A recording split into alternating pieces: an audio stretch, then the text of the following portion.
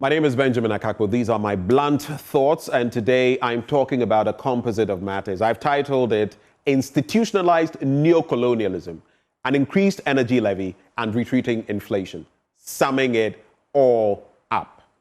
Institutionalized neocolonialism, an increased energy levy and retreating inflation, summing it all up.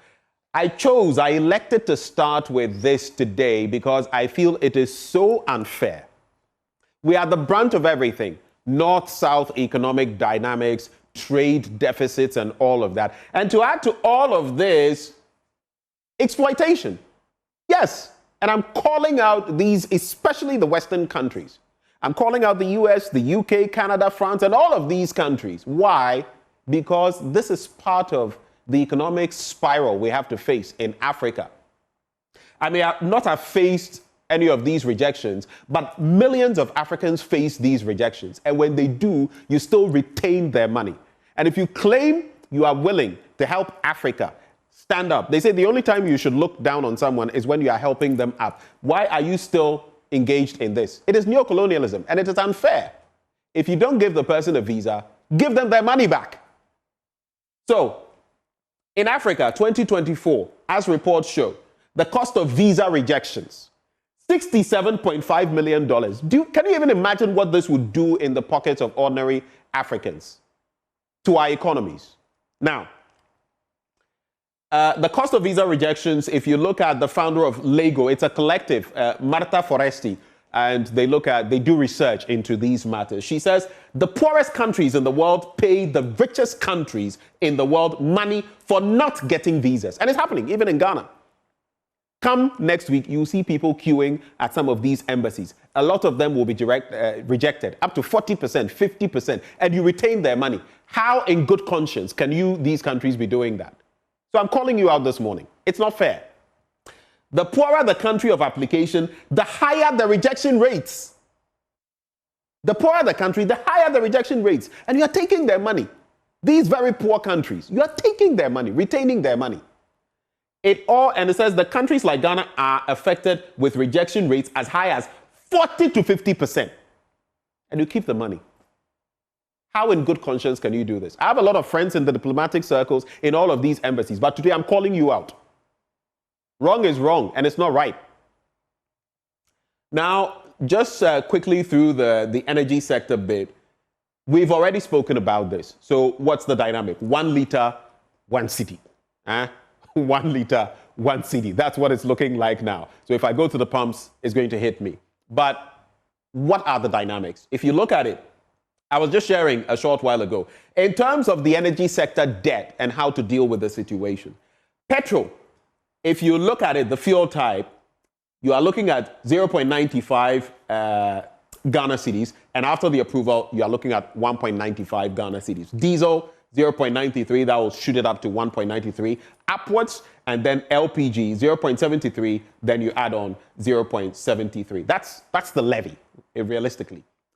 But if you look at the trajectory, what has given this government hope? If you look at it, fuel prices seem to have dipped per barrel. You see a high here of 87, that is around the 20th of May, and you go on and on and on.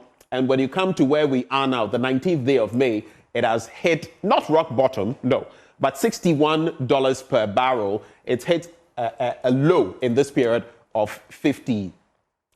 What that also means is that with the drop in fuel prices, government can make a stake and hope that this trajectory continues. It's a win-lose situation.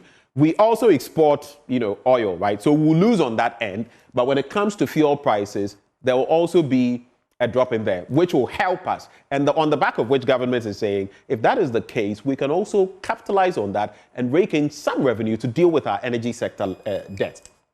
And then if you look at, again, what is giving government hope? The red line deals with diesel, the blue line deals with super. On the 2nd of February 2024, you were buying super, that is petrol, for 12 cedis, 69 pesos.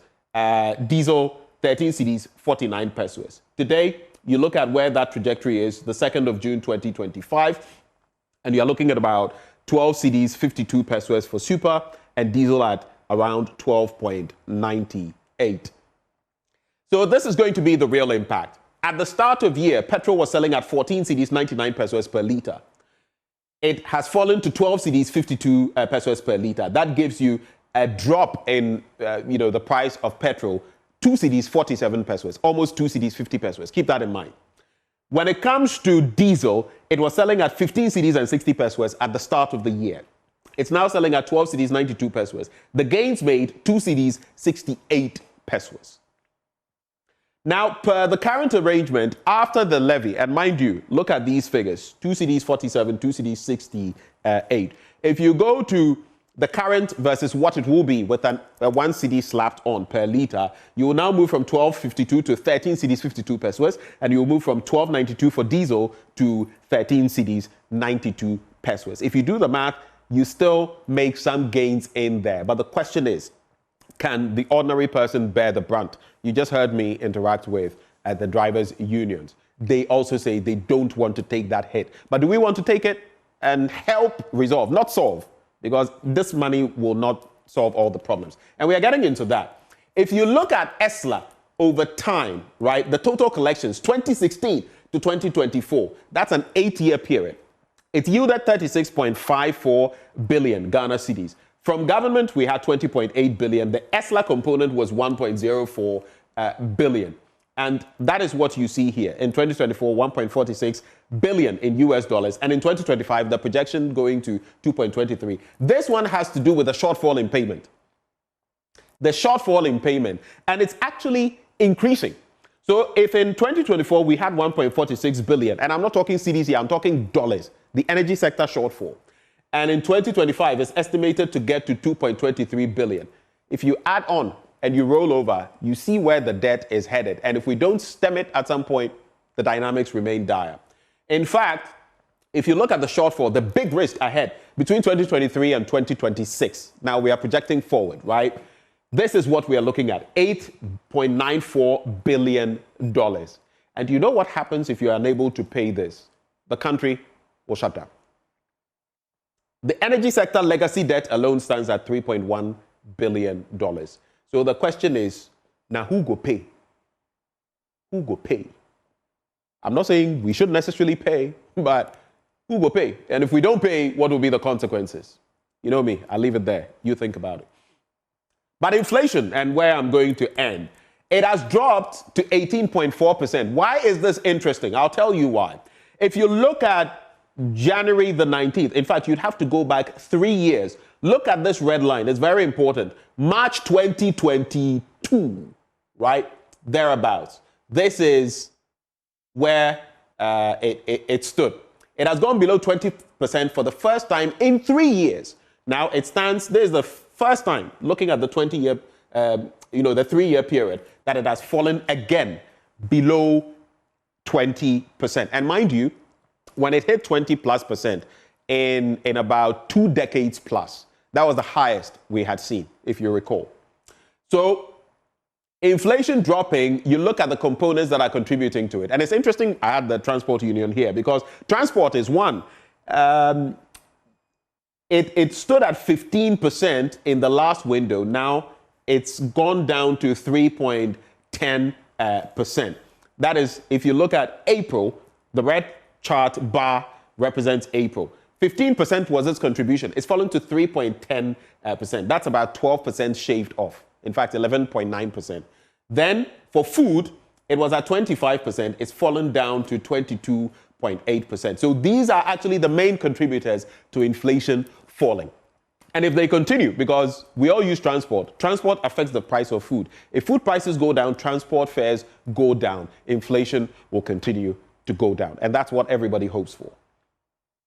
Now, it's even more encouraging because on the back of some calls, the pharmaceutical industry is also responding. The price of pharmaceutical products, the size of the reduction, GN Corp and PIWA are set to reduce their prices by 5 to 15%, which then, I have a friend who sends messages on the show who says, look, we are buying abroad. We are outside the country. We send money for medicine, people here to buy medicine and all of that. If the cedi is appreciating against the dollar and others, reduce the prices. So this is a response to that, which will also impact inflation. Now, in terms of the reduction in price of pharmaceuticals, the reason cited: reduced cost of imports due to cedi's appreciation, improved predictability due to currency stability, and enhanced access to medicine due to a decrement in there. So those are the dynamics. But I just want to reiterate my call. These foreign missions, be fair to Africa. You can't claim you want to help. We have the climate issue and all of that. You can't claim you want to help and still be slapping us from a different angle. If you don't give that person the visa, you know what? Give them their money back. Or give them some portion, 60%, 70%, 80% of their money. You can retain the rest for processing. Give the money back. Be fair to Africa. My name is Benjamin Akakpo. These are my blunt thoughts shared with you, raw, hot, unedited, undiluted. As always, I pray, may God bless Ghana and make her great and strong. Thank you.